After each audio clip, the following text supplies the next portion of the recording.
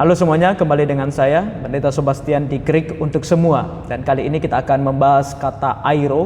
Dan kata airo ini adalah special request dari Bapak Tulus Sihombing Embang yang mengkomen di Facebook. Dan dia bilang, coba yang ini Pak, saya lebih setuju diangkat daripada dipotong, tolong dijelaskan. Lalu dia mengutip Yohanes 15 ayat 2 versi IMB, setiap ranting padaku yang tidak menghasilkan buah diangkatnya, dan setiap ranting yang menghasilkan buah dibersihkannya supaya menghasilkan lebih banyak buah. Nah, mari kita lihat ya dalam Greek untuk semua ini kata airo ini yang di sini saya buat bisa artinya menyingkirkan, dan ini dipakai atau muncul 102 kali di dalam Alkitab Perjanjian Baru bahasa Yunani. Dan kita melihat spesifik dalam Yohanes 15 ayat 2. Kalimat dalam Yohanes 15 ayat 2 ini adalah kata-kata Tuhan Yesus. Dan di sini kita bacakan, pan klema en emoi me feron karpon airei auto kai pan to karpon feron katairei auto hina pleona karpon fere.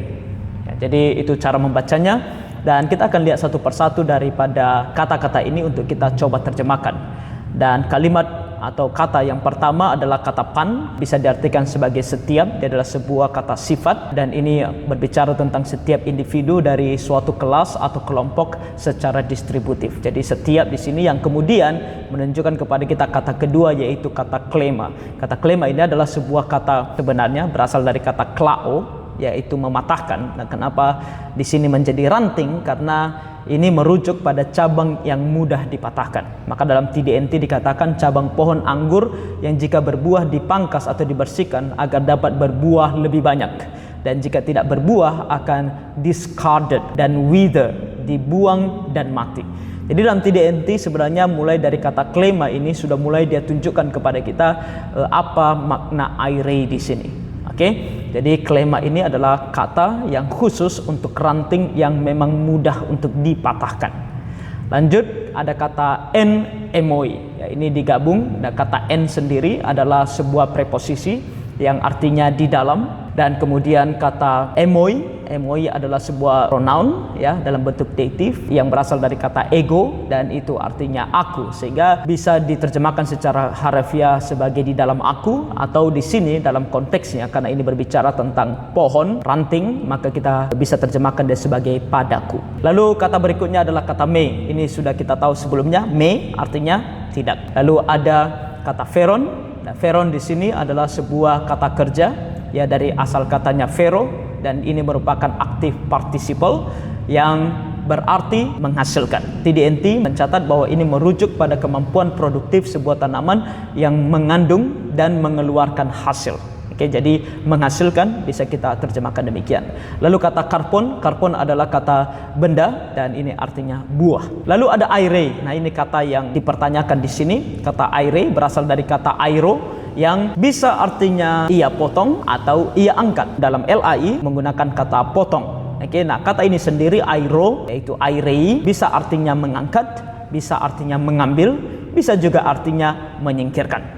Oke, BAGD mengatakan bahwa ini artinya mengangkat dari tanah, mengambil, menyingkirkan, atau membuang. Jadi maknanya sangat luas. Lalu TDNT katakan kata ini memiliki rentang makna ganda yang penting. Bisa berarti mengangkat untuk menopang ke atas, dan bisa juga mengambil untuk menyingkirkan sama sekali. Nah, sebenarnya dalam King James, Alkitab bahasa Inggris yang terjemahannya lebih literal, King James Version saja menggunakan kata dalam bahasa Inggris taketh away. Artinya ya mengambil, bukan hanya sekedar mengambil untuk diangkat, tetapi diambil untuk dibuang, taketh away. Ya, jadi secara sintaksis sebenarnya kata ini di sini secara sintaksis adalah customary atau gnomic present yang menggambarkan tindakan yang biasa atau selalu dilakukan oleh sang penggarap kebun setiap kali ada ranting yang tidak berbuah. Namun pertanyaan berikutnya adalah apa yang dilakukan? Apakah dia memotongnya atau dia mengangkatnya? Nah, sebelum kita lanjut untuk menjelaskan kata ini, biar saya lanjut dulu kalimat ini kita terjemahkan. Oke? Auto, dia atau itu. Nah, di sini bisa diterjemahkan, bisa tidak, karena nanti kita akan lihat supaya kalimatnya lebih flow, lebih jelas atau mudah untuk dibaca. maka kita tidak akan terjemahkan dia. Lalu ada kai. Nah, kai adalah sebuah konjungsi, ya kita tahu ini artinya dan. Oke. Lalu ada pan, sudah tadi di atas, setiap. To karpon sama buah, ya. Cuman to adalah artikel definite-nya yang tidak perlu kita terjemahkan. Lalu ada feron, menghasilkan, sama seperti yang di atas. Lalu ada katairei, sebuah kata kerja yang berbentuk present aktif, dan ini berasal dari kata katairo yang artinya membersihkan atau memangkas.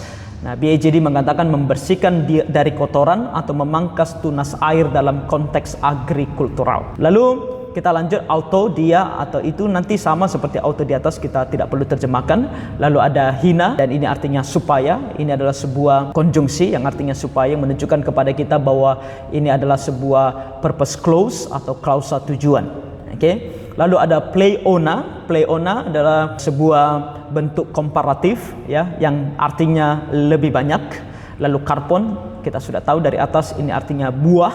Lalu ada terakhir vere. Nah, vere di sini adalah sebuah kata kerja dalam bentuk aktif subjunctive present, dan itu berasal dari kata vero yang sama seperti veron di atas, dan ini artinya ia dapat menghasilkan karena dalam bentuk subjunctive. Oke, penggunaan present subjunctive sangat krusial. Ini menekankan bahwa tujuan pembersihan adalah agar ranting itu terus-menerus menghasilkan buah secara progresif dan berkesinambungan. Nah, sekarang kembali ke pertanyaan apakah dipotong atau diangkat. Nah, saya bacakan dulu kepada kita terjemahan saya untuk kalimat ini, yaitu setiap ranting padaku yang tidak menghasilkan buah, ia potong. Dan setiap ranting yang menghasilkan buah, ia bersihkan, supaya ia dapat menghasilkan lebih banyak buah. Oke? Nah, di sini saya kasih ia potong, mengikuti LAI, walaupun cara penulisannya sedikit berbeda. Nah, apakah dipotong atau diangkat? Bagi saya percaya ini dipotong. Oke, kenapa? Nah, di sini biar saya bacakan kepada kita. Sebenarnya ini juga karena beberapa penafsir atau beberapa ahli teolog mengatakan bahwa ini harusnya diangkat. Nah, Dr. Constable yaitu menjelaskan bahwa ada dua penafsiran yang berbeda, tentang kata ini.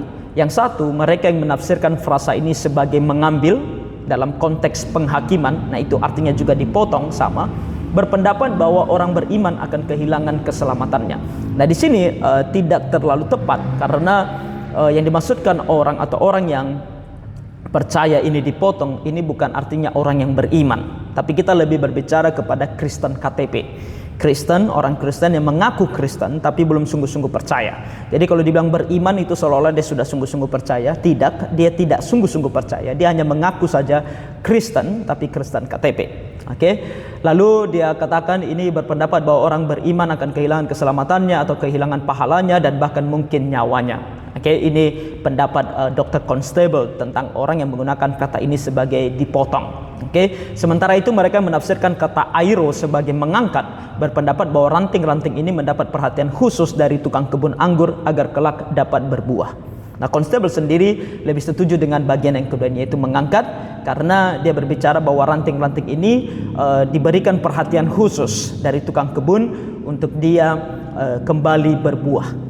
Oke. Nah, Craig S. Skinner dari buku The IVP Bible Background Commentary mengatakan bahwa ranting pohon anggur tidak bisa dibiarkan menjalar di tanah karena akan busuk dan tidak berbuah. Petani harus mengangkatnya. Jadi dia bilang bahwa ranting pohon anggur itu ada yang menjalar di tanah, dan yang kena di tanah inilah yang tidak akan berbuah. Dia akan sulit berbuah karena dia bisa busuk. Oleh karena itu diangkat supaya dia tidak kena di tanah dan dia bisa berbuah.